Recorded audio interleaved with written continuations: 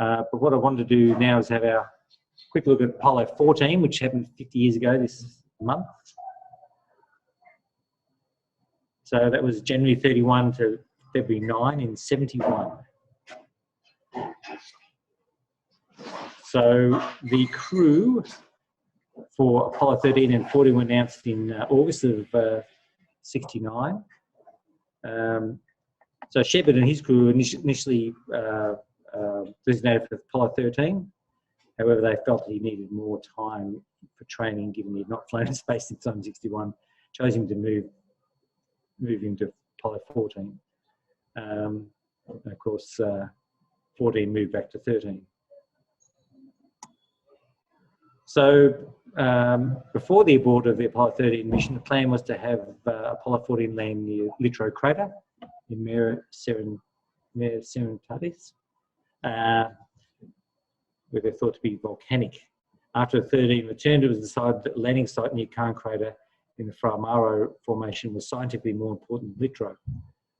So Framaro Formation was composed of ejecta from an impact event, and Cairn crater was a result of a young, deep impact large enough to have torn through whatever debris was deposited since the Imbrium event. So that's what they had to do. So that was the proposed EVA plan. There's 2 EVAs. Sorry? So you didn't actually make it? No, we find out about more of that later. So this is the crew, Shepard, Russa and Mitchell.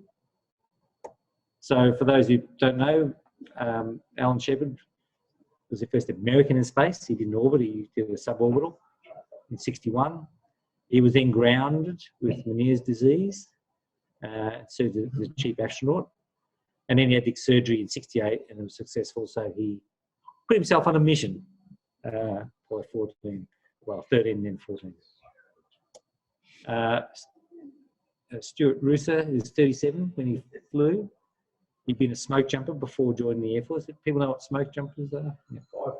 Firefighters. So they basically parachute into fire areas and start cutting containment lines and things like that. He served as Capcom on Apollo 9. And Ed Mitchell, he was 40 at the time he flew. He was in the Navy and he was a test pilot, and then he became a Group 5 astronaut.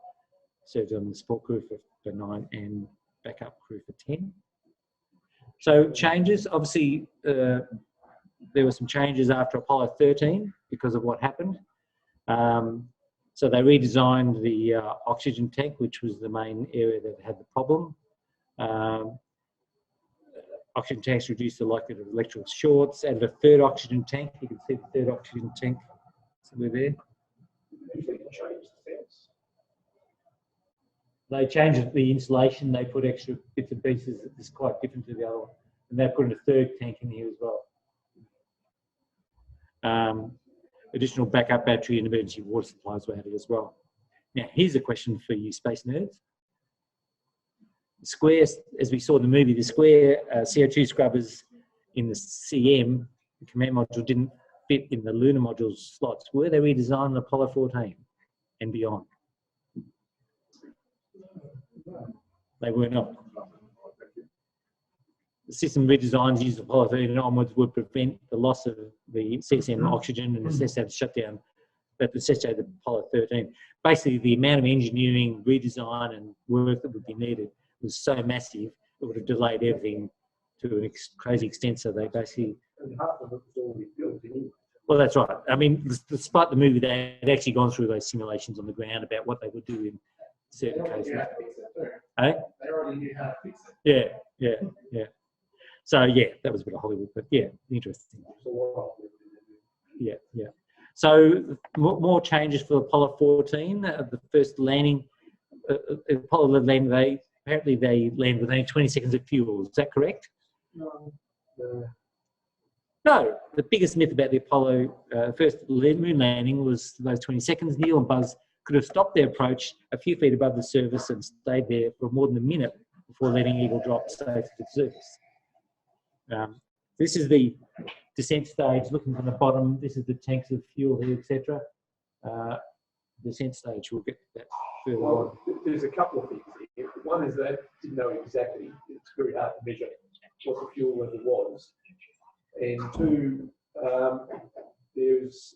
they needed some fuel for abort. If they figured abort, the lunar module had to start flying up before the ascent module could pull away from it. Yeah. So that they allowed 20 or 30 seconds of fuel for that anyway. So the 20 seconds was the time remaining until they hit their reserve. yes, yes. Yeah. So the propellant quantity measuring gauge was bolted at the bottom of each tank. It would activate a low propellant level light in the cockpit when there was 5.6% of fuel left. But because when Neil was flying down, he had to avoid obstacles on the ground, he was actually making some fairly vigorous moves of the vehicle, and that sloshing caused a 90-second quantity light to be activated early. So as you can see here, you can see that this is the estimated maximum slosh in the tank. So you can see it's dropped below the bingo or the area where the low fuel level. So they were basing their estimates on what that slosh had shown. So well after flight, the engineers concluded a low propellant level light was turned on between 30 to 45 seconds early. But of course, they didn't know that in the cockpit, but you know, it's interesting. So before the mission, they basically flew a lunar module, they did do a slosh rig in 65, and they led to a small anti-vortex baffle being added, but however, it was insufficient. This is the plexiglass tank sloshing around. You can see this is supposedly this is the low level indicator, this is the slosh baffles there, etc. Obviously, it was insufficient for the purpose what they end up having to do. So after some testing, after analysis, they worked on the issue, but the fix was not easy. The lunar modules for the later missions were mostly built. Disassembly would likely cause mission delay because components would need to be retested. Fix couldn't change any of the existing fuel oxidizer hardware for its performance. So what they do? So they had to improve the mileage, and whatever they were going to do had to be fitted through the 6.1 centimetre hole in each tank. Solution was to assemble anti-slosh baffles in each tank through that 6 centimetre hole. So what they did, they basically designed this rolled up baffle to be able to fit through that 6 centimetre hole, push it up through the tank, and then weld it in place. Pretty incredible. So this is actually a Apollo 15 one. This is kind of the baffle what they end up putting in later on. But this one, it basically unfolded, and you can see it had a similar type of structure, but then they had to go through and weld that into spot welded, I guess, into place. So pretty fascinating stuff. They would have done that. Greetings, how are you? Hi, how's it going? Good, thank you.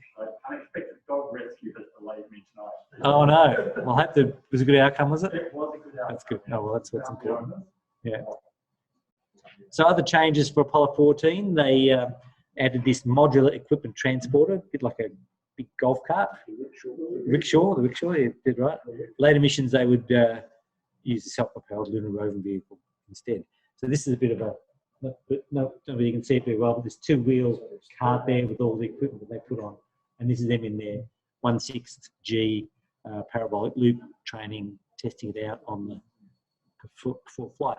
So we get to the mission itself. I've got the Australian Eastern Standard Time date here. So 7:03:02 a.m. on the 31st of January in 71, they launched. Yeah. They were delayed due to weather, 40 minutes and 2 seconds. However, they hadn't launched in the window, they would have not departed until March. As we probably recall, Apollo 12 did launch in poor weather and was struck twice by lightning. So as a result of that, they tightened up the mission rules with regard to weather. So just over 2 days after launch, the mission times would need to be put ahead 40 minutes and 3 seconds so that the later events would take place at the time scheduled in the flight plan. All right, so on the way to the moon, TLI, after 30 minutes after translunar injection, Russo was at the controls of the spacecraft to do the transposition and docking. This is, for those people who aren't familiar, you disconnect the command service module, all the panels that hold or protect the lunar module on launch, discarded, turn around, they come back and plug into the lunar module. He brought it together. However, the 3 capture latches at the end didn't activate. They tried a second time, and they tried a third time, and they tried pumping the thrusters and all things and backing away and giving it a higher speed. It didn't work. So Fulton, who was the Capcom at that stage, radioed up to have them check all the circuit breakers, make sure everything was right. No success. So it was the 4th try. So we're getting pretty desperate here, because if they can't dock the thing, they're not going to be able to proceed with the lunar landing. So this is the configuration of the drogue and probe.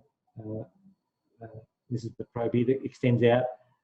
They come in, connect that, the little capture latches connect to this disc here. Then they retract the probe, and the latches around the edge of the hatch itself actually close up and form the airtight seal. But that wasn't happening, so they're having trouble.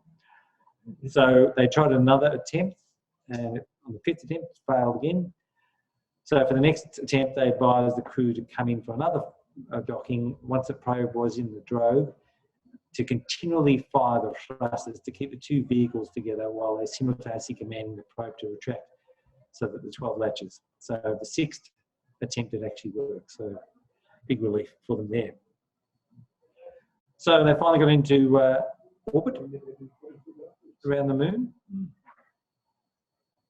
So things to learn. Apollo 14 was the first mission on which the command service module propelled the lunar module to the lower orbit.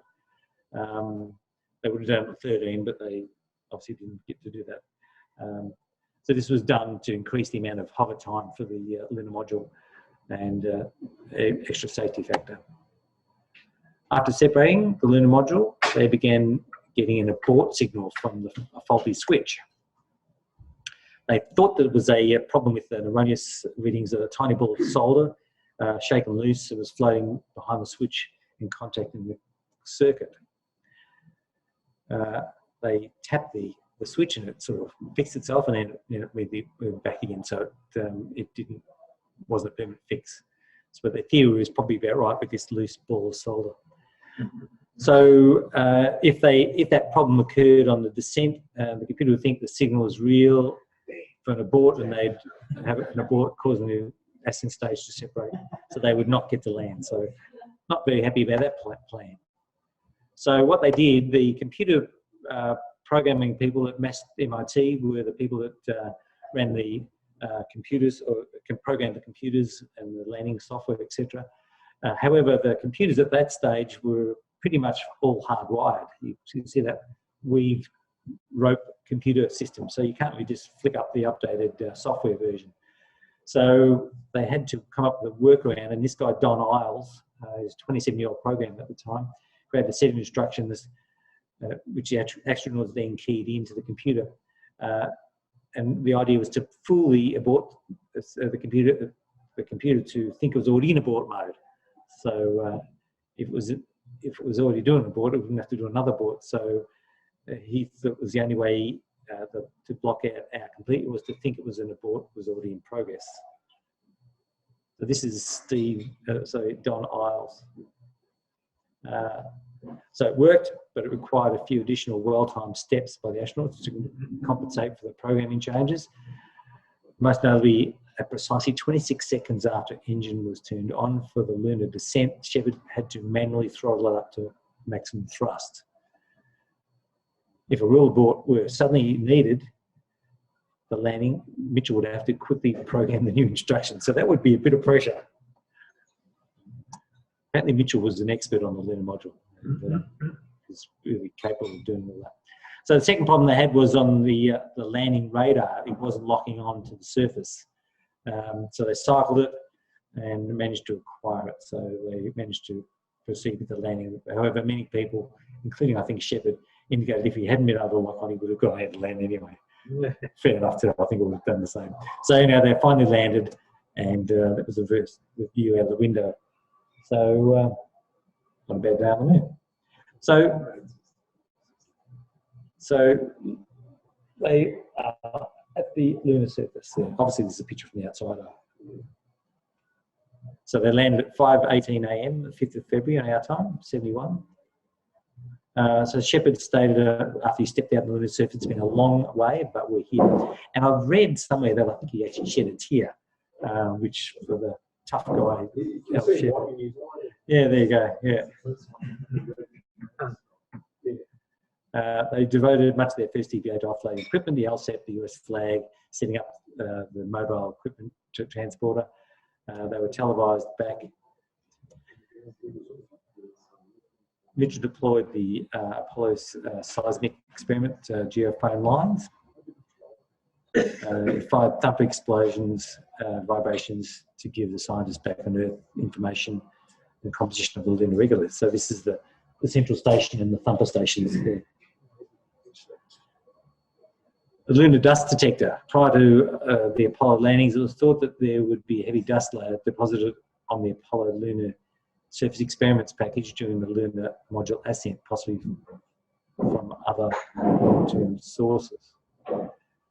Experiment was designed to measure the dust layer deposition and was performed on 11, 12, 14 and 15. It was also on 13, but that ended up in the ocean. So it was housed on the LSAT station. And for those people that remember last year, I did a presentation on this guy, Brian O'Brien. He was an Australian scientist working in the US at the time. He proposed this and one other experiment, and they actually flew on those missions. So he's always on about dust. Sadly, I just learned earlier this year that he died late last year. So he was pretty old. So there's his lunar dust experiment on the LSAT station there. So then they had another EVA, EVA2. As we saw on the ground track before, it was designed to go out to a crater there. They were surprised by the undulating ground, expecting a flatter terrain. But this became an issue in the second EVA as they set out the MET in tow for the rim of Cone Crater. The craters that Shepard and Mitchell planned to use for navigation marks look very different on the ground than on maps based on the overhead shots taken in lunar orbit.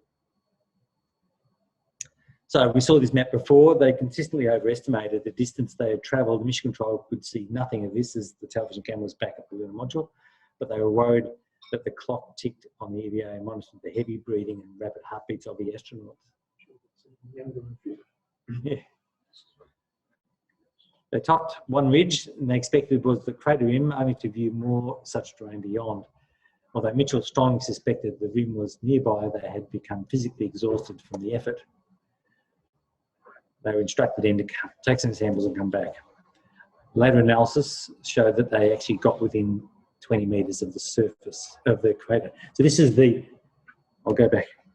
This is the plan to go up to the edge of the crater, and this is where they actually ended up. So they got darn close. They ended up out here and they didn't quite get to the edge of the Cone Crater, which is unfortunate.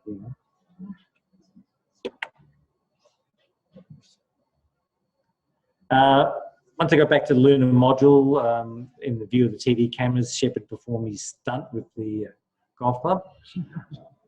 So he brought along a Wilson 6-iron golf club head, which he'd modified, attached to a handle of contingency sample tool and 2 golf balls. He deliberately claimed the ball went for miles and miles and miles in lunar gravity. We don't really have any good pictures of that, but our good friend, now departed, Alan Bean, did this painting of the scene there of Al Shepard and his golf ball. However, Mitchell then threw the lunar scoop handle where like a javelin, and the javelin went further than the golf balls. He reckons ended up in a crater near the golf balls anyway. They did later analysis for the 40th anniversary of the Apollo 14 mission, and based on photography and other things, and they worked out that one of the balls travelled 24 yards, the other one travelled 40 yards. So it's not exactly miles and miles, but anyway. Well, that's right. It's a one-handed swim. So this lunar sample is Big Bertha. We'll find out a bit more about this. Some of the geologists were pleased enough with a close approach to cone crater, and they sent a case of Scotch whisky. But they found that later they were tempered by the fact that they documented very few of the samples they brought back, making it hard and sometimes impossible to discern where they came from. John Wheelhelms wrote in a book on the geological aspects of Apollo, the golf game did not set well with most geologists in light of the results of Cone Crater. Total haul from the rim flank of Cone was 16 hazard-led photographs out of 417 total, 6 rock-size samples heavier than 50 grams, a grand total of 10 kilograms, 9 kilograms of which was one rock. Big Bertha, that was a picture I had before. Apart from Big Bertha, we have less than a kilogram of rock, 962 to be exact grams from the most important single point reached by the astronauts on the moon. So, and Lee Silver, the Apollo 14 crew did not have the right attitude, did not learn enough about their mission, had the burden of not having the best possible pre-flight photography, and they weren't ready. He had to go. So, and Terry's lifted off from the moon at 4:48 a.m. on the 7th of February, and they did a direct first orbit rendezvous. Took place 47 minutes later, the docking. And once again, as Tim mentioned, despite the concerns about the docking system, it all worked perfectly. The lunar module abort guidance system used for navigation failed just before the two craft docked. After they moved all the samples in, they basically discarded the ascent stage and the impact of which was registered by the seismometers on 12 and 14. On the way back from the moon, the trans-Earth injection, 6th of February, 8:39 p.m. During the rest periods on the voyage, Ed Mitchell conducted ESP experiments without NASA's knowledge or sanction, attempting to, by pre-arrangement, to send images of cards he had brought with him. NASA had knowledge. D. Slayton knew. He was. Ed Mitchell asked D. Slayton if he could do this sort of stuff, and Dick was going to kick him off the mission. Just thought he was a loony. But Alan Shepard put in the bat for him and got him to stay on. So at least last time we had this discussion, didn't one of our members resign? Yeah. So he stopped coming. But the point is, he was showing 4 different cards, and apparently the success rate was around 25%. Yeah. He stated after the mission that 2 of the 4 had gotten 51 out of 200 correct. Others were less successful, whereas the random chance would have dictated 40. And this is a quote from Mitchell. Reaction at NASA was very, very minimal, except for Werner von Braun and quite a few engineers. NASA management ignored the experiments. Many people came to my office and closed the door and wanted me to tell them more about it, which I did. Nobody else said a thing. Werner von Braun was very intrigued by it and was very supportive. So there you go, different angles, different reports, I'm not sure. So Kitty Hawk splashed down in the South Pacific on the 10th of February. The USS New Orleans, they were flown off to Houston via Hawaii, and they would remain in quarantine until the 27th of February. They were the last ones to be quarantined on their return from Earth, from the moon, I should say. So fast forward a little bit. This is the only picture I could find of Stu Rooser after the mission. This is in, I think it was 73, so it's only a couple of years after the mission. I couldn't find any pictures of him later than that, so I don't know what he looked like. He might have been reclusive. So he died at 61 at his age 61 in 1994. And he's got a very elaborate tombstone. And then Al Shepard, he passed away in 98 at the age of 74 from lymphocytic leukemia. This is him with his golf club that he took up to the moon. And it's in the US Hall of Golf Museum, somewhere that club. And Ed Mitchell, he died in hospice care on the 4th of February 2016 at the age of 85. And his death occurred on the eve of the 45th anniversary of the lunar landing. And for those who have or can or will get there, the Apollo 14 command module Kitty Hawk and Al Shepard's moon suit is on display at the Apollo Saturn V Center at Kennedy Space Center.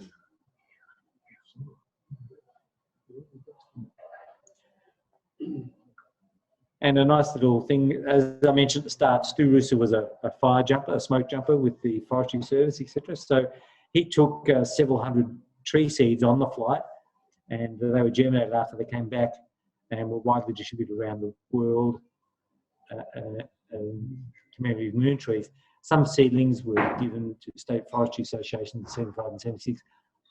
There's a partial list, like I think there's 800 seeds, and there's a list of about 120 on one of the websites. I don't know where all the rest of them are. I don't know whether there's any in Australia. Who knows? Don't know, but they're doing quite well. Scott Manley did a quite good story on that. So, how are we doing on time, guys? If you're interested, Scott Manley. It's got a quite good video on the ski hole rocket surgery thing that they did with the lunar module to fix those baffles. He's also got a good one on Don Isles with the computer reprogramming, because people that don't know, Scott Manley is a computer programmer. He works for Google, I think. And he's also done one on moon trees. So if you have your inclination, go ahead and look at those. They're quite good. Scott Manley's, and this is Scott Manley's page. He's got 1.2 million plus subscribers. So, and he's very timely. He gets stuff out really quickly. So, yeah. And that's all I've got.